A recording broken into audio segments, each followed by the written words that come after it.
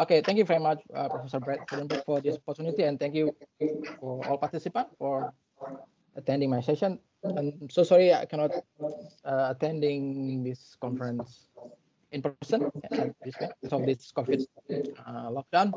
So basically, my study is looking at the income shifting behavior of MNCs by using Indonesian subsidiaries as the proxy of their transfer pricing arrangement. So I done this study with my supervisors, Robert, Dave, and Lizzie. Okay, so the objectives, basically the primary objectives, we want to look at the interplay between the internal characteristics. So we see internal characteristic as the internal motivation of MNCs in shifting their profits. And also we want to know whether the external incentive, like differences in tax rate or other external incentive affecting the internal internal motivation to shift the profit to other countries. And the secondary objective, if we looking at the tax planning of foreign subsidiaries, whether transfer pricing is the dominant strategy that they use to lower their tax burdens, or they combine this strategy with other method or technique, such as the book tax difference or tax shelter or other techniques. So the position of transfer pricing in the overall foreign subsidiaries tax planning in short. Okay, for those who are not familiar with the transfer pricing, so I have this simple illustration. So look at, we have a simple a group, MNC group called UTS Corporation. So this corporation, the headquartered at the British Virgin Island with 0% of corporate income tax. And then this group have a subsidiary in Indonesia with 25% of corporate income tax, and also have subsidiary at Singapore with 17% of corporate income tax, and also subsidiary at Australia with 30% of income tax.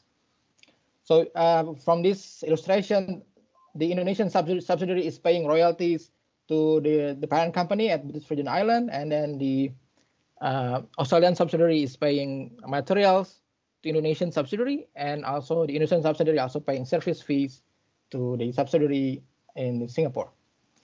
Okay, so this is like very common transfer pricing or intra-group transaction happening in MNC groups. So if we look at this kind of transactions, the first issue that we want to look at is what is the objective of the transaction.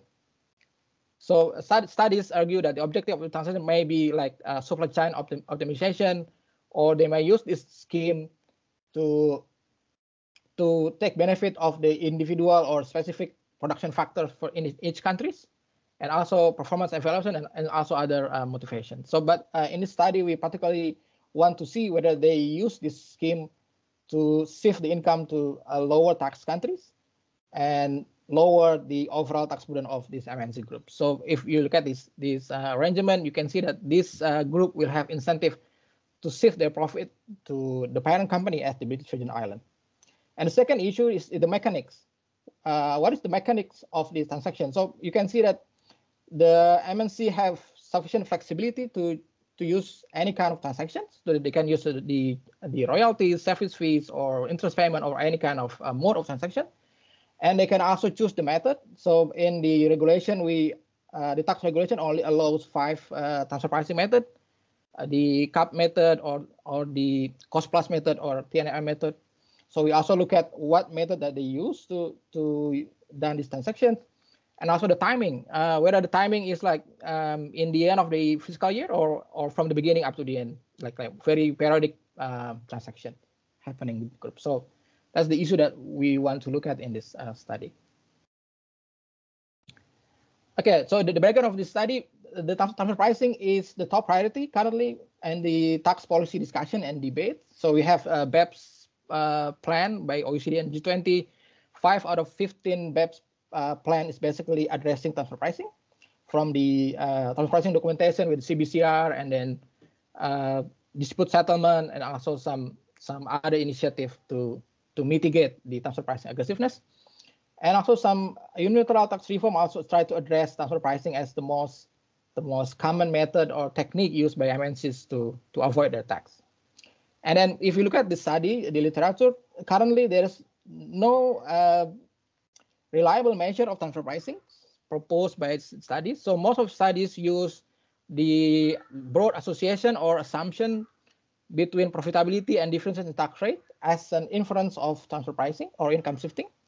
Other studies try to use the questionnaires or formulate an indirect proxy of transfer pricing. So this is a gap in the literature that currently we don't have a reliable measure of transfer pricing aggressiveness that used in these studies.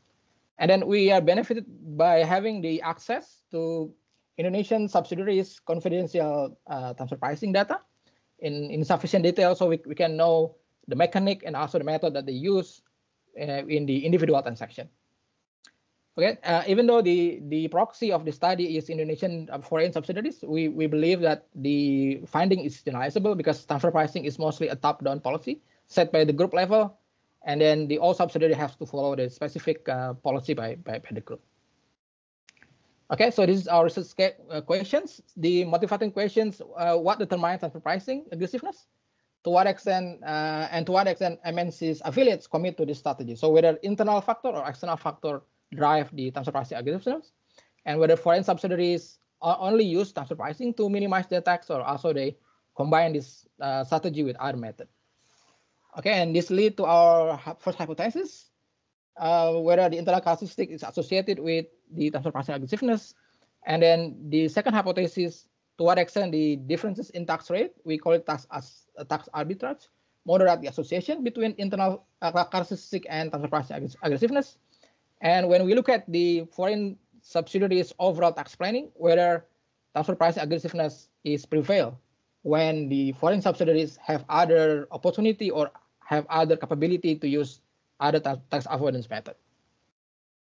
Okay, so the data came from the Indonesian Tax Authority. So basically we have access to large foreign subsidiaries and permanent establishment in Indonesia, basically administered at the large taxpayer office. So the largest foreign subsidiaries and permanent establishment. And also we have access to smaller and medium-sized foreign subsidiaries and permanent establishment in Indonesia. Okay, so this is the sample selection. So we start with 48,000 observation, and then we remove the firms which is wholly owned by Indonesian shareholders. Is basically they are not foreign subsidiaries, and we also remove foreign affiliate with report zero intragroup transaction. Basically, they don't use transfer pricing as their tax avoidance method, and we also remove small foreign affiliates. And also we remove affiliate with subject to final income tax in Indonesia. So in the end, we have 10,209 observation as our sample. Okay, this is the characteristic of the sample. In terms of industry, the sample is distributed quite evenly to various manufacturing, services, and and other industries. And then in terms of parent locations, most of the firms are headquartered at Japan, and then Singapore, Hong Kong, and Indonesia. Sorry. Okay, so it give us more confidence that we have a quite diverse variation in the sample group.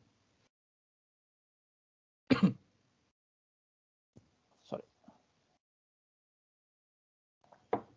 Okay, so this is the illustration of the distribution of the transaction, individual transaction. So we have 107,000 transactions.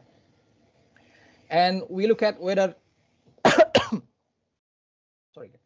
the transaction is happening between countries which have different tax rate with Indonesia or have the similar tax rate with Indonesia. Surprisingly, we found that most of the transaction is happening between countries which have the same tax rate with Indonesia. So, for example, like China or Austria. So the largest proportion of the transaction is happening between Indonesia and China mostly, which is have the same tax rate in Indonesia with 25%. So we can conclude from this distribution that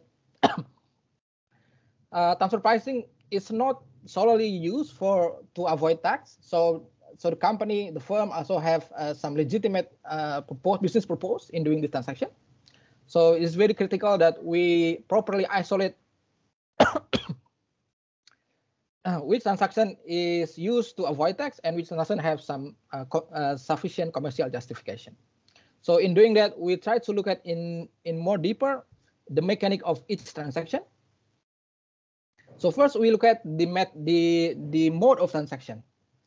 So we try to segregate which transaction is routine transaction, like purchase and sales of inventories, and which transaction is not routine, like more specific. Okay, so we have like intragroup services, payment, transfer of intangibles, royalties, interest, and transfer of financial assets. So we exclude the routine transaction, and we only use the non-routine transaction as our first measure of transfer pricing aggressiveness. So the first measure is total non-routine transactions scaled by total net sales of each individual foreign subsidiary. Okay, and then the second measure, we try to look at the method. So if the firm or the group, MNC group, want to use this transaction to avoid tax, they will tend to choose method that give them more flexibility and to set the price. And also they tend to use the method that have a lower comparability with the independent transaction. Okay, so they will not choose the comparable uncontrolled price method, which is the CUP method, which is the most reliable method in transfer pricing. So they will choose other method like cost plus method, result price method, transaction net margin method, profit split, or other method like formulary apportionment. So in the second measure, we exclude each transaction which use the CUP method. We only use the non-CUP transaction as our second measure of transfer pricing aggressiveness, and scale by total sales. Okay, this is the hypothesis. I think I have discussed this. So the first hypothesis is this internal characteristic like size, profitability, financial liquidity, leverage, asset mix, multinationality, and tax haven are associated with transfer pricing aggressiveness. So basically, earlier studies have argued that each individual characteristic is associated with transfer pricing aggressiveness. So we want to validate those findings with our novel data. The second hypothesis, interjurisdictional tax arbitrage augment the association of profitability and transfer pricing aggressiveness. So we predict that when the difference in tax rate is higher, the firms or the MNC group have more incentive to use transfer pricing and have more incentive to shift the profit. And lastly, transfer pricing aggressiveness is less prevalent in the presence of other tax avoidance methods. When we predict that when the firms have, or when the foreign subsidiaries have other method which less costly, because transfer pricing is very costly, they will tend to use that less costly method and try to alter the transfer pricing strategy. Okay, so this is our estimation method. So you've got 5 minutes. Oh yeah, so basically we use quantitative approach in this studies in predicting our hypothesis. So basically in the first model, we have a non-routine as the dependent variable and all internal characteristics as the explanatory variable. Okay, and then the second estimation method, we add the interaction between the differences in tax rate, this is the CHIT diff, difference in corporate income tax rate, and the profit as the additional explanatory variables in the second estimation. Okay, so this is to infer for the moderating effect of the difference in tax rate. So this is our finding. So we found that not all characteristics that being argued to having association with transfer pricing aggressiveness is actually valid. So we only found size, and then leverage, and then inventory intensity, tax haven as the valid internal characteristic or internal determinants of transfer pricing aggressiveness. Okay, and then in the second estimation, when we interact the LAC profit with the difference in tax rate, we found that when the subsidiaries facing a higher difference in tax rate, they will have more motivation or more incentive to shift the profit or use the non-routine transaction to shift their income to other countries. The coefficient is significant at 5% level. And then we partition the transaction done with high tax countries relative to Indonesia, and also transaction with countries with lower tax rate compared to Indonesia.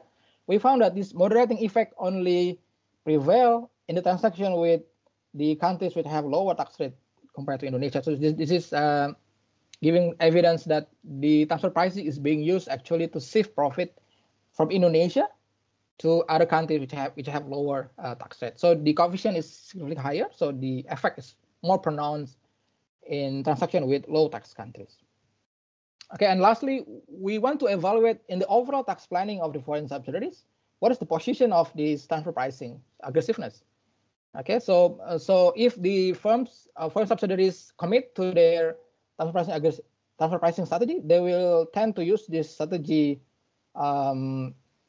consistently, regardless of the opportunity that they have to use other method.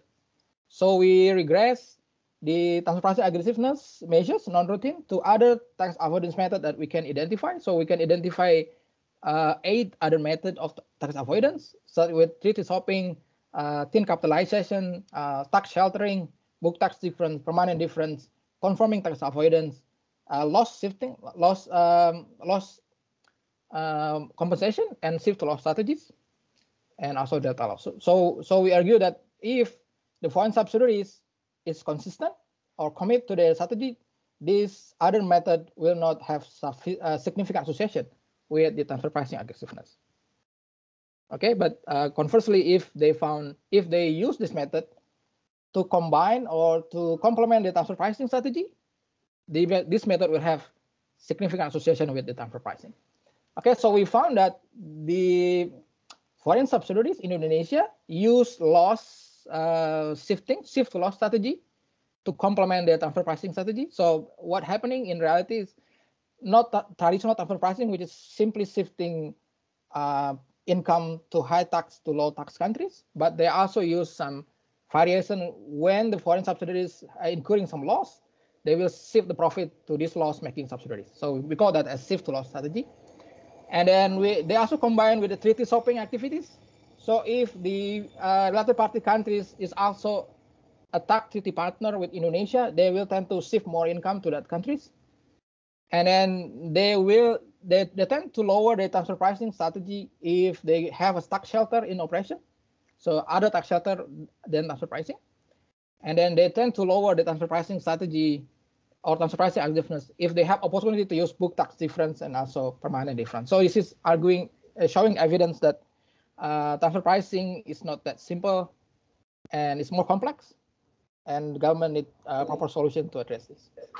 You've got 1 minute for any Okay, so I think I'll jump up. We have sensitivity analysis that you can read. We have done 6 sensitivity analysis to measure that our finding is robust and consistent. So basically, the conclusion is that some internal characteristics is basically informative in explaining transfer pricing aggressiveness, and then the moderating role of the difference in tax rate is pronouncedly stronger in transaction with low tax countries compared to Indonesia, and transfer pricing is less prevalent when the foreign subsidiaries have other opportunity to use other tax method, other tax avoidance techniques to lower their income. Okay, so in policy-wise, these findings support the government incentive to lower the tax rate and maybe set a minimum tax rate like what's happening now with the G7 ministers. This initiative will lower the incentive to for income shifting. But the flexibility of the foreign subsidiaries to adjust or to complement their strategy with other tax avoidance methods may make this problem more complicated. So simply lowering the tax rate will not stop the foreign MNCs tax avoidance in sufficient magnitude. Okay, thank you very much.